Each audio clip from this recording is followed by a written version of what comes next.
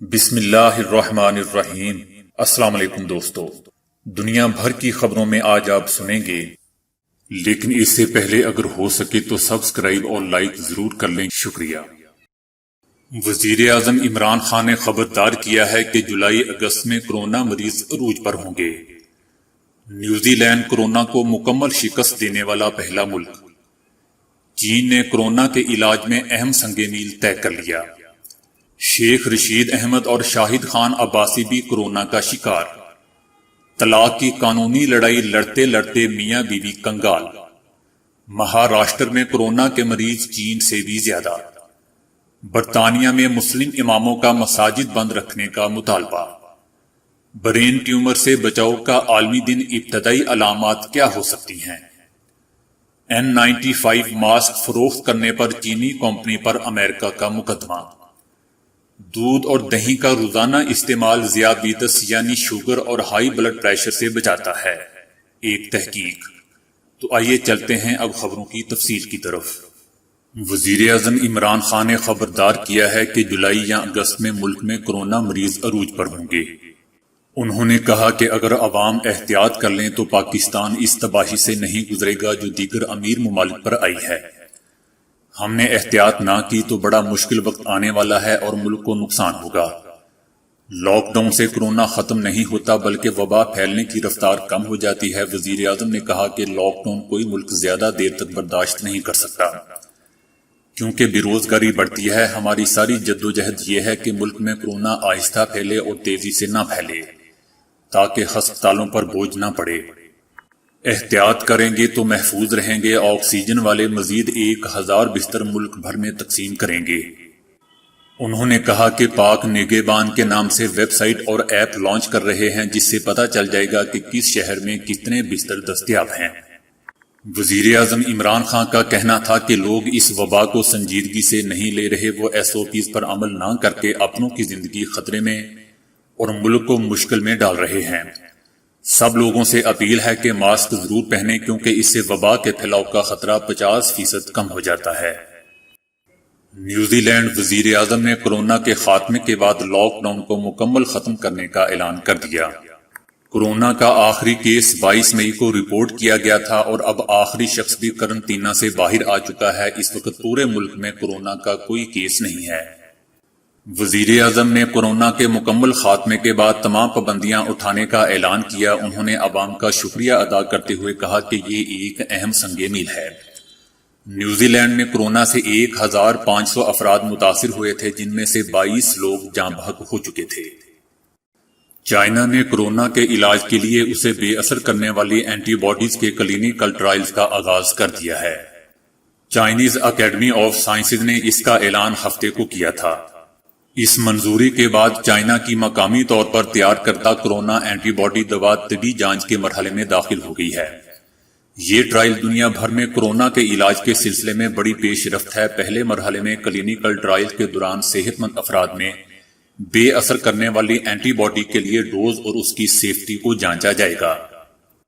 پاکستان کے 2 مشہور معروف سیاستدان جان لیوا کورونا کا شکار ہو گئے ہیں۔ وزیر ریلوے شیخ رشید احمد کا کورونا ٹیسٹ مثبت آ گیا ہے اور وہ آئسولیشن میں چلے گئے ہیں۔ شیخ رشید کو بظاہر کورونا کی کوئی علامات نہیں، تاہم وہ ڈاکٹرز کی ہدایت کے مطابق 2 ہفتے قرنطینہ میں رہیں گے۔ دوسری طرف مسلم لیگ نون کے رہنما اور سابق وزیر اعظم شاہد خان عباسی بھی کورونا میں مبتلا ہو گئے ہیں۔ مسلم لیگ نون کی ترجمان مریم اورنگزیب نے بتایا کہ پارٹی کے سینئر نائب صدر شاہد خان عباسی کورونا کا شکار ہو گئے ہیں۔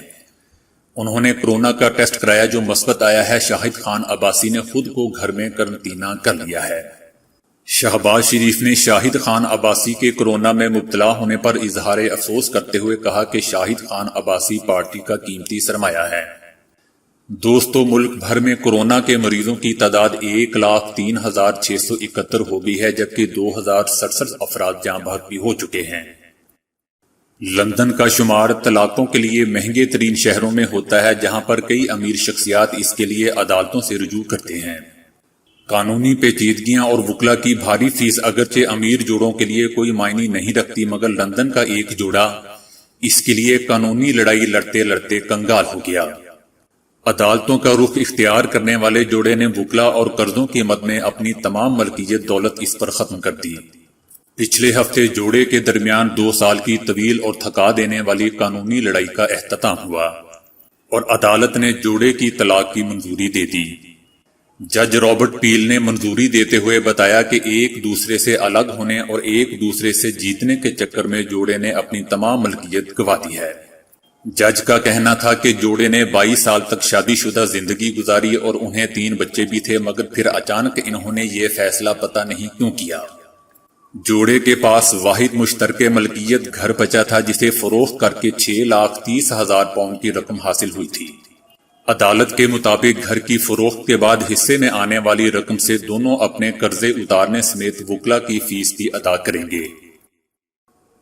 انڈیا میں کورونا مریضوں کی تعداد میں روزانہ ریکارڈ اضافہ دیکھا جا رہا ہے اور گزشتہ 5 دنوں سے 9,000 سے زیادہ نئے مریض روزانہ کی بنیاد پر ریکارڈ کیے جا رہے ہیں۔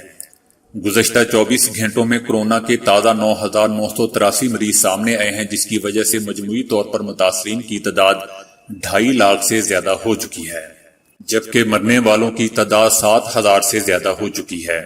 بھارت پہلے ہی اٹلی کو پار کر کے 6 نمبر پر پہنچ چکا ہے، لیکن انڈین ریاست مہاراشٹر کی صورتحال سب سے زیادہ خراب ہے، جہاں کورونا کے مریضوں کی تعداد چین سے بھی زیادہ تجاوز کر گئی ہے۔ وہاں کورونا کے 84,000 سے زیادہ مریض سامنے آئے ہیں، جو کہ چین کے 83,000 مریضوں سے بھی زائد ہیں۔ دہلی کی جامعہ مسجد کے بارے میں چند ہدایات جاری کی گئی ہیں، جن میں نمازیوں سے سماجی دوری برقرار رکھنے، ماسک پہننے اور سینیٹائزر لانے کے لیے کہا گیا ہے۔ بھیڑ لگانے سے منع کیا گیا ہے، جبکہ گھر سے وضو کر کے آنے کے لیے کہا گیا ہے، کیونکہ حوض کو عارضی طور پر بند رکھا جائے گا۔ برطانیہ میں حکومت نے مساجد کو انفرادی عبادت کے لیے کھولنے کی اجازت دی ہے، لیکن مسلم لیڈروں نے مساجد کو بند رکھنے کا مطالبہ کیا ہے۔ مسلم اماموں نے گرجا گھروں، مساجد اور یہودیوں کے عبادت خانوں کو کھولنے کے منصوبے پر تنقید کی ہے اور کہا ہے کہ مساجد میں عبادت ہمیشہ جماعت میں ہوتی ہے۔ برطانیہ کے وزیر اعظم بورس جانسن نے عبادت گاہوں میں عبادات پر پابندیاں نرم کرنے کا اعلان منگل کو متوقع ہے۔ عبادت گاہوں میں عبادات جون 15 سے شروع کی جا سکیں گی۔ وہاں کے مسلم اماموں نے کہا ہے کہ مساجد کو تب تک نہ کھولا جائے جب تک ایسا کرنا محفوظ نہ ہو اور وہاں باجماعت نمازیں ادا کی جا سکیں۔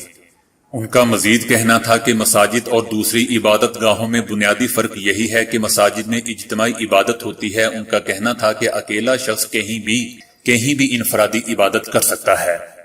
مساجد کو جون 15 سے کھولنے سے مساجد اور اماموں کے لیے مزید مشکلات پیدا ہو سکتی ہیں، کیونکہ مسلم کمیونٹی پھر اجتماعی عبادت کرنے کی توقع رکھے گی۔ اماموں کا کہنا ہے کہ مساجد کھلنے پر لوگ اجتماعی عبادت کے لیے جمع ہونا چاہیں گے۔ دنیا بھر میں کل دماغ کی رسولی یا برین ٹیومر اور اس سے بچاؤ سے متعلق آگاہی کے لیے برین ٹیومر کا دن منایا گیا۔ عالمی ادارہ صحت WHO کے مطابق برین ٹیومر کا شکار خواتین کی تعداد مردوں سے کہیں زیادہ ہے۔ WHO کا کہنا ہے کہ دماغی رسولی کا مرض تیزی سے پھیل رہا ہے اور سن 2035 تک اس مرض کا شکار افراد کی تعداد 2.5 کروڑ سے تجاوز کر جائے گی۔ ماہرین کے مطابق اب تک برین ٹیومر بننے کی واضح وجوہات طے نہیں کی جا سکی ہیں۔ ان کا کہنا ہے کہ دماغ میں رسولی بننے کی ایک اہم وجہ تابکار شعاؤں میں وقت گزارنا بھی ہے۔ اس ضمن میں موبائل فون ایک اہم کردار ادا کر رہے ہیں۔ موبائل فون حد سے زیادہ استعمال اور ان سے نکلنے والی شعائیں دماغ پر تباہ کن اثرات مرتب کرتی ہیں۔ بدقسمتی سے اس کی تشخیص اس وقت ہوتی ہے جب یہ ناقابل علاج بن چکا ہوتا ہے۔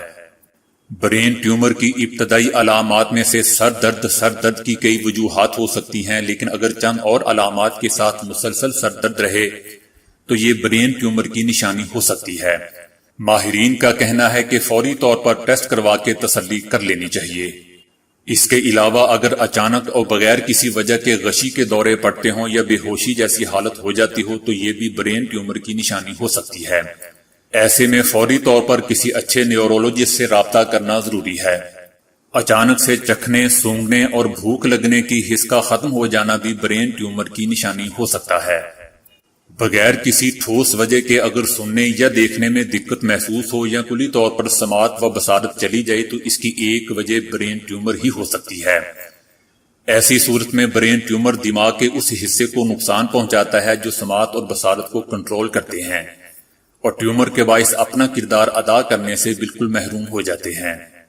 اگر مریض چلنے میں دقت محسوس کرے یا کھڑے کھڑے توازن برقرار نہ رکھ سکے تو یہ بھی دماغی رسولی کی نشانی ہے۔ اس کی ایک اور بھی نشانی ہے کہ اگر مریض الفاظ کی ادائیگی میں مشکل محسوس کرتا ہو اور زبان لڑکھڑانے لگتی ہو تو بھی یہ ٹیومر کے اثرات ہو سکتے ہیں۔ ماہرین کا مزید کہنا ہے کہ چہرے کے ایک حصے کا بے حس ہو جانا یا ایک ہاتھ اور ایک پاؤں کا حرکت نہ کرنا فالج کی علامت ہے، اور فالج کی وجہ سے برین ٹیومر کا ہونا بھی ہو سکتا ہے۔ خوشی اور غم کے جذبات کا کنٹرول بھی دماغ کے مخصوص حصوں میں ہوتا ہے، اس لیے برین ٹیومر مریض میں ڈپریشن کی علامات پیدا کرنے کا سبب بھی ہو سکتا ہے۔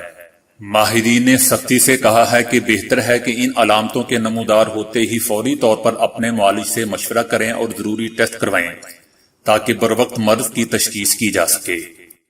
امریکہ نے N95 ماسک فروخت کرنے پر چینی کمپنی پر مقدمہ دائر کر دیا۔ امریکہ نے اپریل میں چینی کمپنی سے خریدے گئے تقریباً 5 لاکھ N95 ماسک کو جعلی اور غیر معیاری قرار دے کر کمپنی پر مقدمہ کر دیا۔ امریکہ نے کہا ہے کہ کمپنی نے جھوٹا دعویٰ کیا کہ 4,95,200 ماسک N95 کے معیار کے ہیں، لیکن ایسا نہیں تھا۔ امریکی محکمہ انصاف نے بھی کہا ہے کہ چینی کمپنی نے ایک اور جھوٹا دعویٰ کیا کہ یہ ماسک امریکی نیشنل انسٹی ٹیوٹ سے نشاندہی شدہ ہیں۔